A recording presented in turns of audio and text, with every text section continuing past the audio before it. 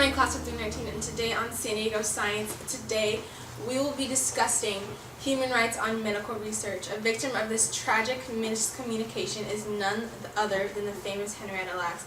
Now let's discuss this further with Debbie. Good morning, everyone. I'm Debbie, here to discuss with you about Henrietta Lacks' consent form.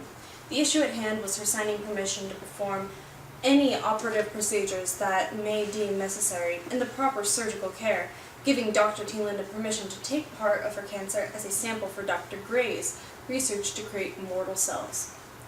Now, while both Dr. Gray and Dr. T. Linda were making money off of the success of Henrietta's cells, her family was unaware of the mass production of the cells, making her family feel as though they were taken advantage of. This poses a problem for patients and how informed they really are. Now to you. Hey, I'm Nancy Anderson, and on this segment we will be talking about requirements for consent forms. Due to past events, there are now higher requirements for consent forms on educating the patients on what's going to happen to them.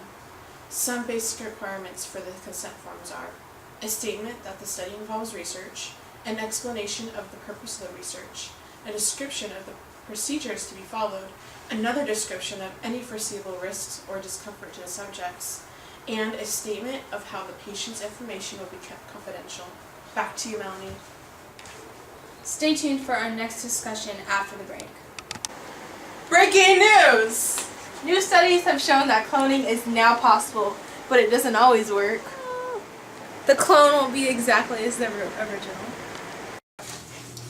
And now we're back for our next discussion of what would happen if we didn't have these consent forms to protect our identity, or more specifically, our genetic identity.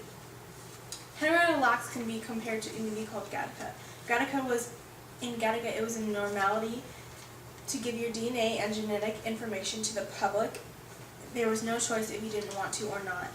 Websites like 23andMe are already doing it to be able to process your DNA and estimate what diseases you will have in the future. This act violates human rights to privacy on your medical standards, also creating the possibility of a new form of segregation towards individuals who don't have what society considers perfect genes. Making people consider genetic altering themselves. This also violates the theory of evolution and natural selection, limiting human ability to adapt to the environment. In the long run, it will be a series of unfortunate events.